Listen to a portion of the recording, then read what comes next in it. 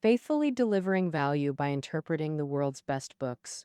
Hi, this is Sally with the Book Talk. Today I'm going to interpret the book titled The U.S. Military Inside Global Operations. Do you know what the total strength of the U.S. military's standing army was before entering World War II?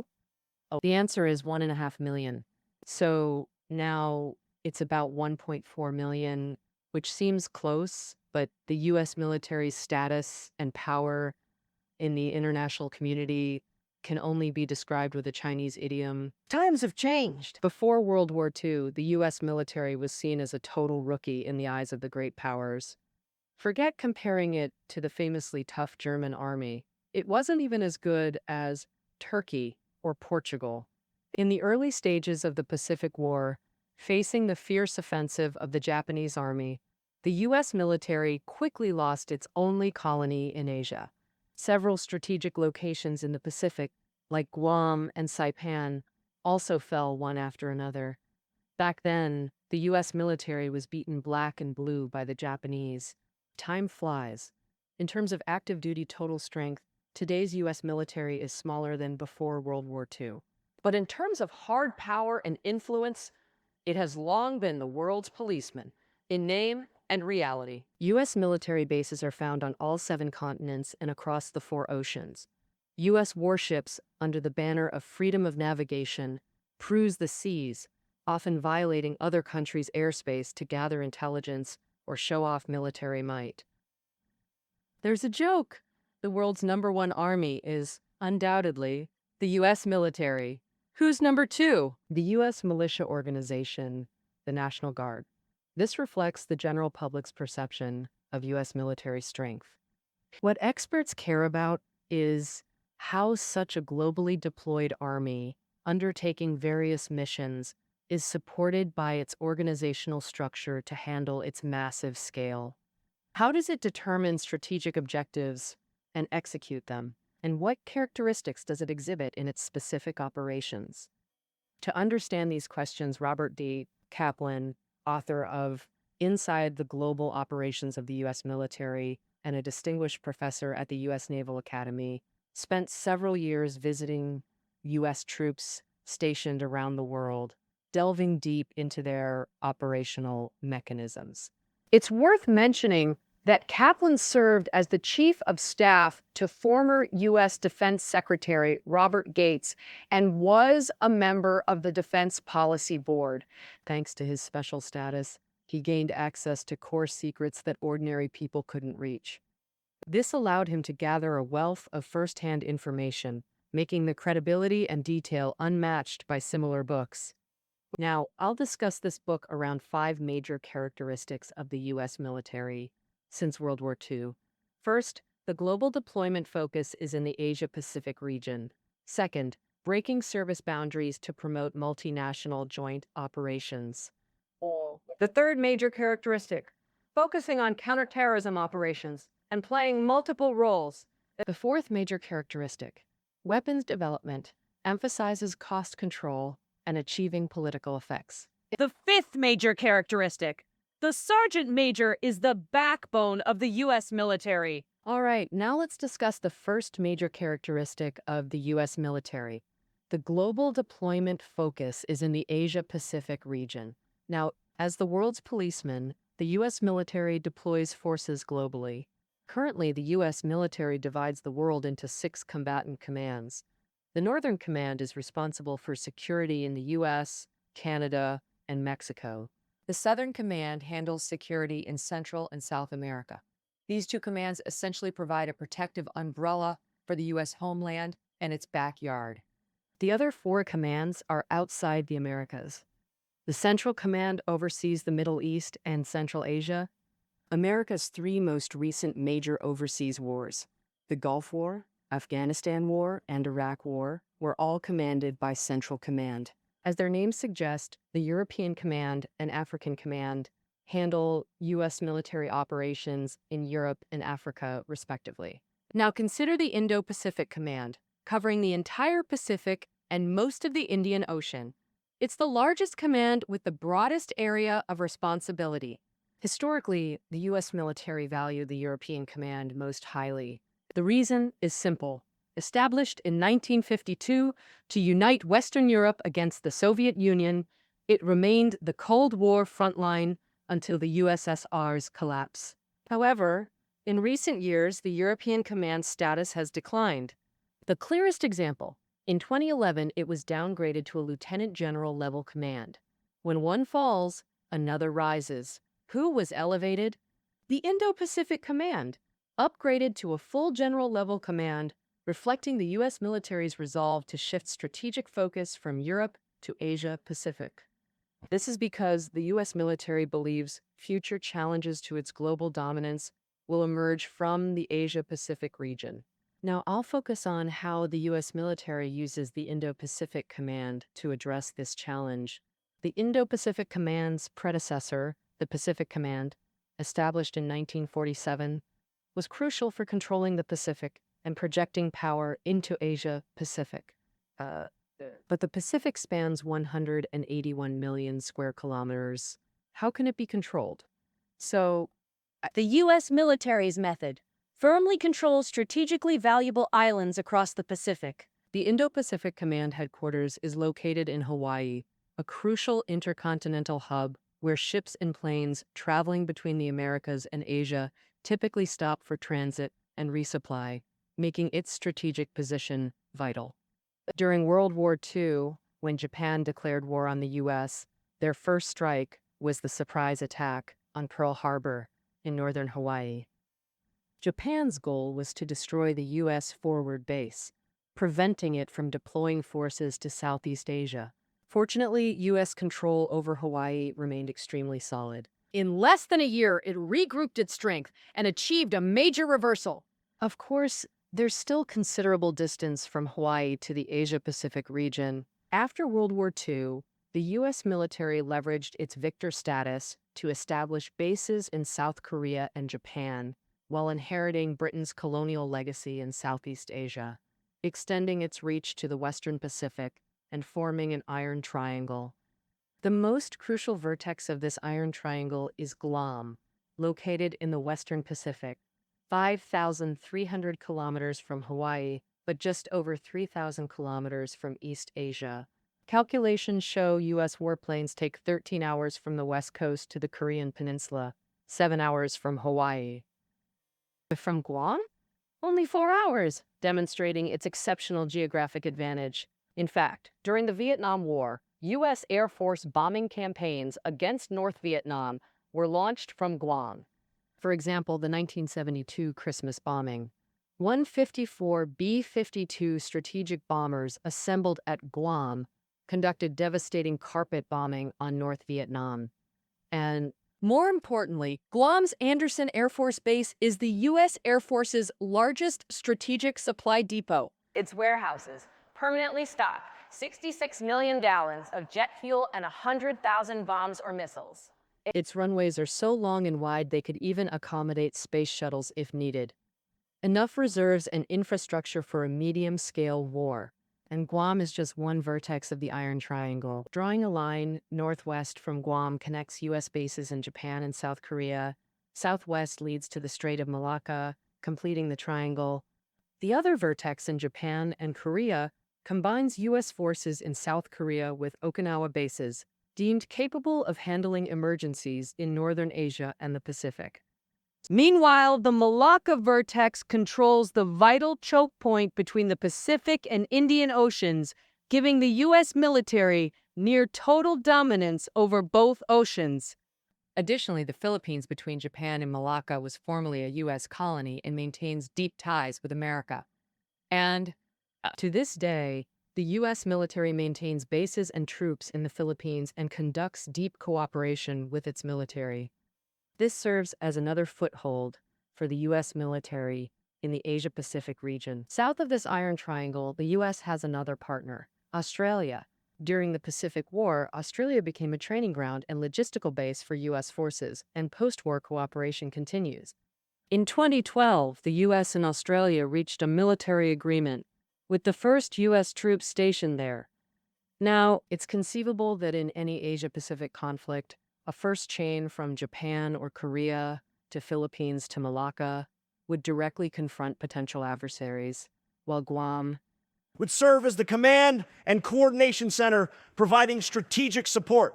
Australia primarily acts as a logistical base and poses a flanking threat to potential adversaries. In the Indian Ocean, the U.S. relies mainly on Diego Garcia, a British territory leased by the U.S. as a joint air-naval base. Located in the central Indian Ocean, it offers convenient access to the Arabian Peninsula, India, and Singapore. OUS warships have repeatedly sailed from Diego Garcia through the Persian Gulf to demonstrate absolute control over this international oil shipping route. But this simultaneously means the U.S. controls the energy trade corridor between the Indian and Pacific Oceans, restricting potential adversaries' operational capabilities. From the Indo-Pacific Command's view, this ensures U.S. security in the Asia-Pacific region. This explains why the same command oversees both oceans, concluding our coverage of U.S. global deployment and strategic focus. Next, the second major characteristic: breaking service boundaries to promote multinational joint operations. Generally, the U.S. military is divided into 4 branches: Army, Air Force, Navy, and Marine Corps. The first 3 are straightforward. But why is the Marine Corps considered a separate branch? Because the U.S. government believes the homeland faces minimal attack risk, making overseas operations the primary mission. This requires naval power projection capabilities. Thus, the Marine Corps was created specifically to share the Army's responsibilities. In the Pacific War, the Marines played crucial roles as primary assault forces in battles for Guam, Saipan, Iwo Jima, Okinawa, and others. The famous photo of U.S. Marines raising the Stars and Stripes on Mount Suribachi after capturing Iwo Jima, the stars are Marine soldiers. Due to the Marine Corps' outstanding performance, the 1947 National Security Act designated it as an independent branch under the Department of Defense. The power of death. The Marine Corps Commandant is a 4-star general on par with the Army, Navy, and Air Force chiefs. All 4 are members of the Joint Chiefs of Staff. However, during operations, the Marines are commanded by the Secretary of the Navy. Backed by the Navy, they conduct amphibious landings and have their own aviation units for air support. ROC. Thus, the Marine Corps itself is a product of breaking service boundaries. At higher levels, the U.S. military consciously breaks service boundaries. In 1987, the U.S. established the Special Operations Command to integrate the 4 branches, enabling joint operational capabilities. This move quickly proved effective. In the 1991 Gulf War, the U.S. Navy alone transported 100,000 troops and hundreds of thousands of tons of equipment and supplies. Once the war began, the U.S. Army advanced forward and the Air Force flew over 100,000 sorties. Tomahawk cruise missiles, one after another, launched from Navy ships to accurately strike targets. Thus, the U.S.-led coalition forces decisively defeated Iraq, which was touted as the world's 4th military power. Since the new century, the U.S. military has increasingly emphasized multi-service collaboration in all aspects. For example, the U.S. Air Force controls 700 military satellites, monitoring the entire Earth's surface, and shares this data in real time with the Army and Navy. The Air Force also executes hundreds of missions annually in 210 countries and regions globally, and needless to say, this relies on support from the Army and Navy. The U.S. military also places great importance on electronic and cyber warfare, with dedicated units providing support to all branches. Therefore, the author notes that distinctions between different U.S. military branches, and even between regular and special forces, are fading, especially for frontline troops in places like Iraq, where multi-service cooperation is the norm. But this making branch differences feel very faint. The U.S. military's emphasis on multi-service coordination naturally aligns with its global strategy, because only this way can the U.S. military adapt to different countries' geographies, climates, and national conditions, enabling rapid response and immediate action anywhere in the world. Of course, the U.S. military recognizes the world is shifting toward multipolarity. After the Cold War, America's unipolar dominance has faded, meaning implementing global strategy comes at higher costs. So, what's the solution? The U.S. military strategy: rally allies and promote multinational joint operations to share costs. Looking at U.S.-led wars since the 1990s, Gulf War, Kosovo, Iraq, Afghanistan, every single one involved coalition allies. After shifting strategic focus to Asia-Pacific, the U.S. military vigorously promotes military cooperation with local nations. To date, the U.S. military has conducted joint training and exercises with forces from South Korea, Japan, Philippines, Bangladesh, Singapore, Thailand, India, and others. U.S. military penetration into some nations' forces runs remarkably deep. For example, as early as 2003, U.S. Marines embedded at small unit levels with Philippine troops. Reportedly, U.S. integration with some allies reaches down to company or platoon levels, meaning interoperability at grassroots units. The author was stunned to discover an Australian Army lieutenant colonel serving within U.S. forces, showing extraordinary military collaboration depth. Of course, for joint operations history and depth, South Korea tops the list. During the Korean War, the U.S. assumed command of ROK forces. To this day, wartime operational control of ROK forces remains with U.S. Forces Korea. Over 70-plus years, the U.S. military has comprehensively reshaped and trained ROK forces. During the Vietnam War, South Korea also deployed hundreds of thousands of troops fighting under U.S. guidance. No wonder the author considers U.S. ROK military synergy unprecedented, with Korean officers' Americanization unmatched globally. Currently, nearly 30,000 U.S. troops are stationed in South Korea, with costs shared. ROK contributes about $1 billion annually. This helps alleviate U.S. military spending pressure. Beyond traditional allies like South Korea, the U.S. military cultivates new partners for long-term strategic aims. U.S. cooperation with Georgia's military is a prime example. In 2003, after Georgia's government change, the U.S. Marine Corps launched training programs for Georgian forces under U.S. European Command. The U.S. provides American equipment to the Georgian military, with Marine instructors teaching tactical skills to Georgian officers. Some young Georgian officers are also selected to receive professional training at U.S. military academies. As the saying goes, the drinker's heart is not in the cup, meaning the U.S. military isn't interested in Georgia itself, but its northern neighbor. When Russia and Georgia clashed in the South Ossetia region on their border, the U.S. military exploited this conflict to rule Georgia into planting a nail in Russia's backyard, potentially useful in the future. Of course, this move carries risks, and Russia reacted strongly to the U.S. military's actions. Oh, so you're planting nails, huh? Then I'll pull them out. In August 2008, Russian forces seized the opportunity to swiftly defeat the Georgian military. During the war, the U.S. military and NATO stood by without moving, making Georgia realize that Americans are unreliable. Military cooperation between the two sides stalled, showing that multinational joint operations have limits. For the U.S. military to fully leverage this characteristic, it must consider geopolitical environments and its own capabilities. All right, next, let's discuss the U.S. military's third major characteristic: focusing on counterterrorism operations and playing multiple roles. The U.S. military promotes multinational joint operations to counter relatively strong adversaries. However, since 9/11, the U.S. military's main tasks have been countering terrorist attacks and maintaining local security, which aren't its traditional strengths. The U.S. Army is a typical large-scale force with full hierarchies and advanced equipment. A fully manned division has up to 17,000 troops. Such a unit excels in open battlefield maneuvers, but struggles to chase terrorists in Afghanistan's mountains or Iraq's cities. For example, The U.S. military twice attacked Fallujah in central Iraq, a hub for anti-American militants, only securing it after significant casualties. But some terrorists still managed to escape.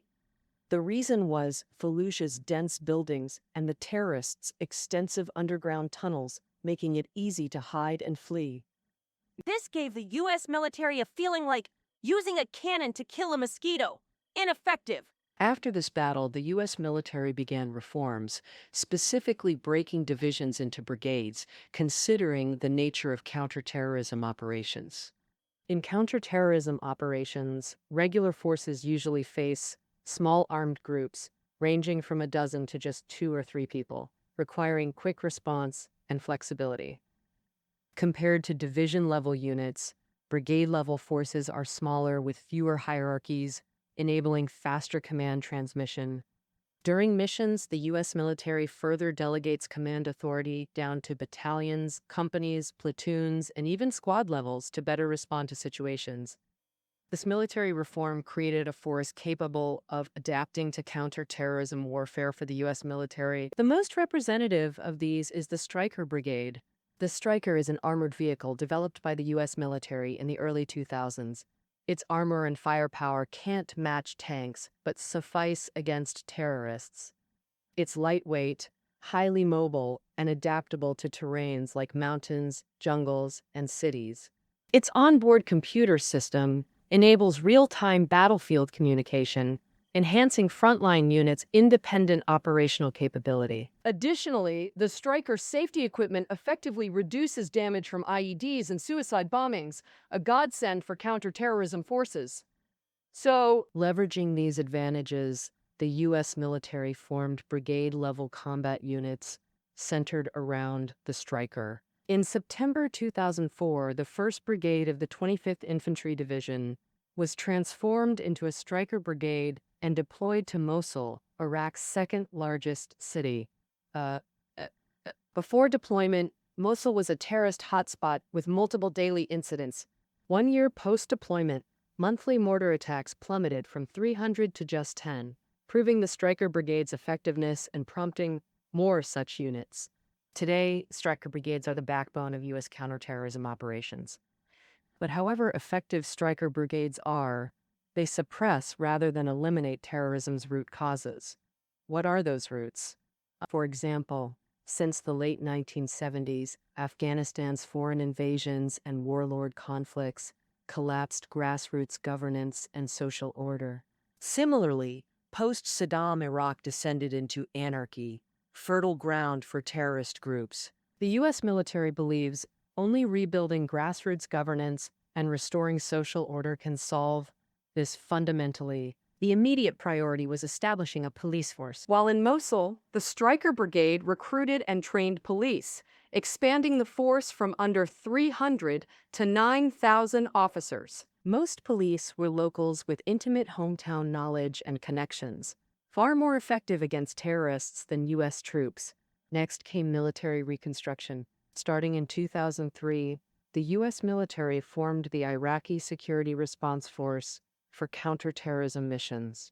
Currently, the Iraqi army has over 550,000 personnel, with the U.S. spending tens of billions of dollars on this.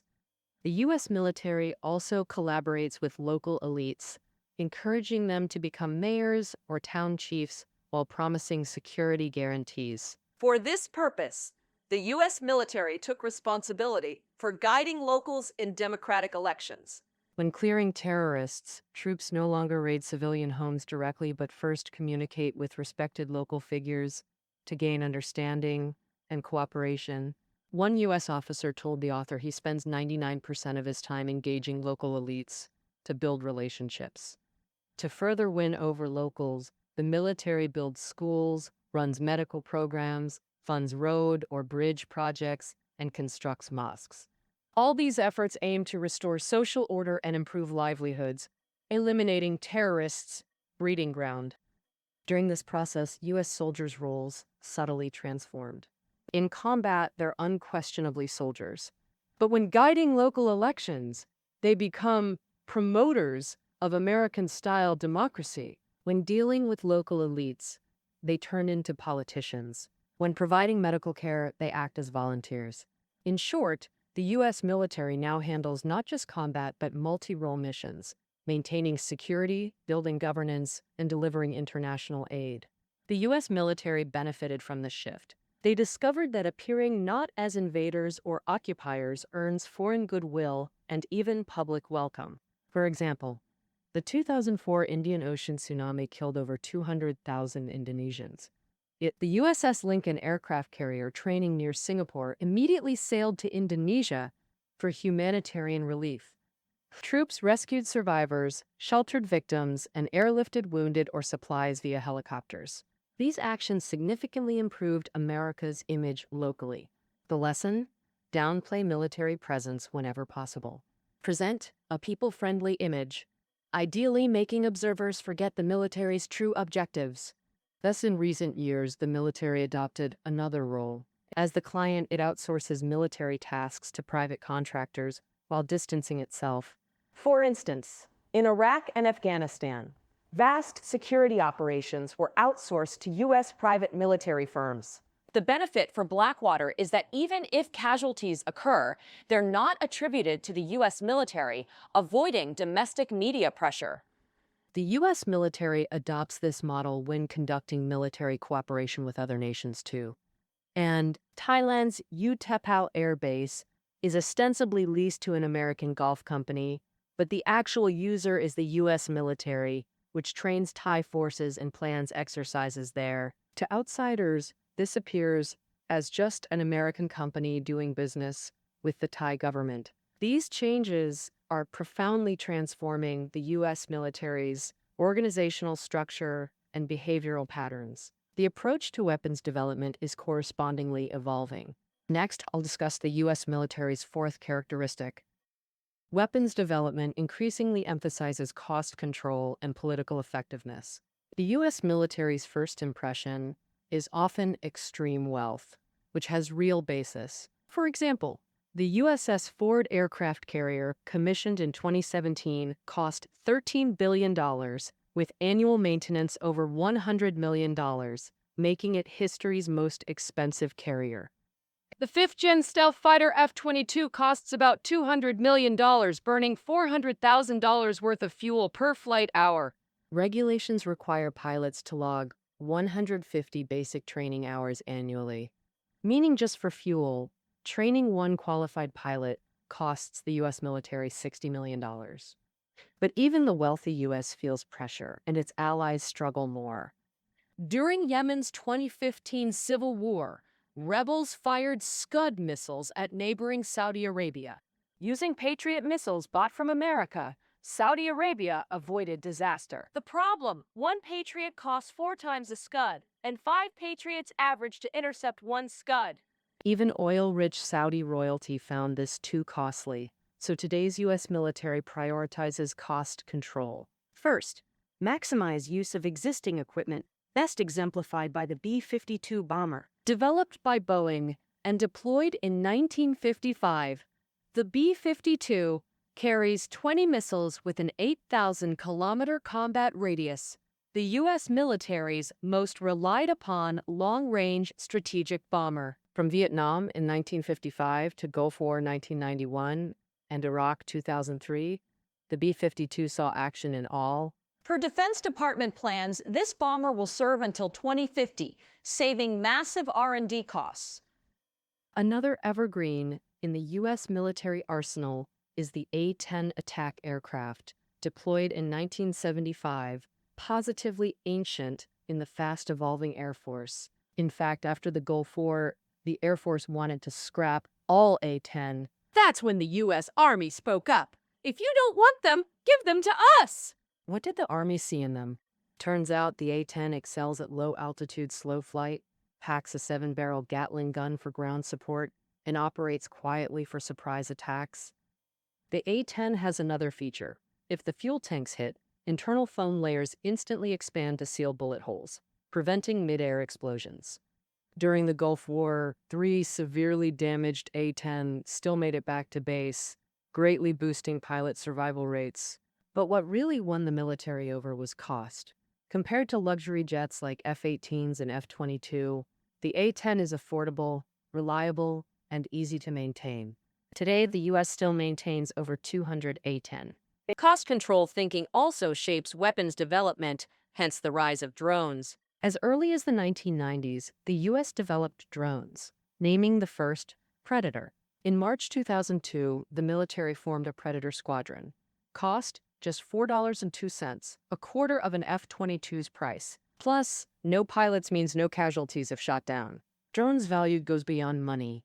They enable precision strikes. Satellite-linked drones track targets in real time, confirming identities before striking. This reduces civilian casualties and shields the military from criticism. Thus, drones instantly became central to U.S. tactics. Per the author. Standard procedure now. Drone reconnaissance first, then strike. In November 2003, a Predator killed al-Qaeda leader Qaid Salim Sinan al-Harathi in Yemen. In May 2011, drones tracked and pinpointed Osama bin Laden for the Navy SEAL raid. These combat capabilities made the Predator drone famous, and with its relatively low price, countries like the UK, Italy, and India rushed to purchase it. Of course, cost control is just one side. When necessary, the U.S. military never hesitates to spend. In 2019, U.S. military spending exceeded $1.09, more than the next 7 nations combined, with significant portions funding new weapons. But today's military values not just weapons advancement, but also their political impact.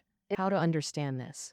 An example will clarify. In the 1980s, while developing the B-2 stealth bomber, the U.S. touted it as America's tech economic pinnacle that would guarantee absolute air dominance. Top secret weapons are usually kept quiet, so why publicly boast this time? They aim to provoke the USSR into costly stealth aircraft development, draining its resources. A single B-2 cost $1.01 plus massive R&D, manageable for wealthy America, but the USSR upgrading air defenses also required enormous funds. Either way, countering B-2s bled the USSR dry, lured into an arms race that crippled its economy, leading to collapse. Another political goal, strategic deterrence. Subduing enemies without fighting. Take the B-2, evading radar, to strike key targets threatens nations, with approximately 20 bombers based in Pacific or Indian Oceans ready to hit West Pacific or Persian Gulf, deterring challengers to U.S. dominance. Thus, the U.S. military meticulously deploys and updates weapons, but even top equipment needs skilled operators, as soldier quality determines combat effectiveness. Oh, how does the U.S. military fare here? This brings us to the 5th characteristic, the NCO Corps as the military's backbone. Non-commissioned officers, also known as enlisted leaders, are typically divided into staff sergeants, sergeants, and corporals. In most militaries worldwide, NCOs usually serve as squad leaders or platoon sergeants, functioning as junior officers. The U.S. is unique. It categorizes NCOs separately, higher than enlisted soldiers yet distinct from officers, forming an independent class. Why this distinction? Because the U.S. military believes officers should focus on tactics, combat planning, and command, not daily management, which falls to NCOs. Thus, since the mid-18th century, the U.S. military separated officers and NCOs for distinct responsibilities. Each company has a first sergeant to lead and manage all NCOs uniformly. Thus, NCOs bond closely with soldiers, bridging officers and enlisted personnel, creating a tradition where officers consult NCOs before decisions. So what specific duties do NCOs perform? Let's illustrate with the author's first-hand experience.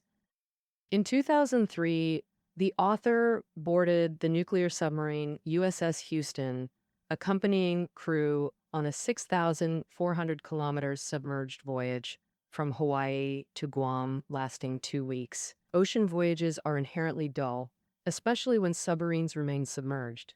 The interior is stifling. Space-saving miniaturization means officer bunks are cramped, beds half-meter apart, while enlisted sailors' conditions are worse. How many bunks for the Houston's 130 sailors? Only 96, forcing sailors to sleep in shifts. On duty, sailors man posts for 18 hours before rest. During irregular missions, consecutive overnight shifts are common. Nuclear submarines demand extreme equipment maintenance. Spotlessness is baseline. This requires constant cleanliness vigilance without respite. Prolonged high-intensity work in cramped spaces causes psychological strain. Sailors are no exception. Here the chief of the boat, COB Scott Weaver, acted as sailors' parent, tending to every detail. Scheduling duties, inspecting meals, enforcing cleanliness, setting smoking policies, all under his purview. He also keeps in touch with sailors' families, updating them if parents are hospitalized or wives give birth. Weaver frequently organizes discussions on personal issues like alcoholism dangers or post-retirement plans. He teaches sailors interpersonal skills, helping them prepare for civilian life. Meanwhile, Weaver must excel at his core duties. As a sonar technician, he operates submarine sonar, identifying sounds from seabed or surface. When tracking foreign subs, Weaver calculates trajectories, pinpoints locations, and advises officers. This work is tedious and demands extreme patience. After daily duties, Weaver spends 2 hours documenting sailors' mental states for officers to track crew dynamics. It's chiefs like Weaver who free officers to focus solely on strategy and tactics. In combat, chiefs lead sailors to execute officers' orders as key aides. If orders seem unreasonable, chiefs provide targeted feedback. Competent officers know effective leadership requires close chief collaboration, otherwise progress halts. Like in Band of Brothers, Easy Company's headstrong commander faced united NCO resistance and got transferred. This proves why the author calls NCOs the backbone. Without them, the military fails. The author noticed many NCOs are so-called rednecks. Redneck specifically denotes rural Southern Americans. Farm labor since childhood sunburns their necks red, hence the nickname.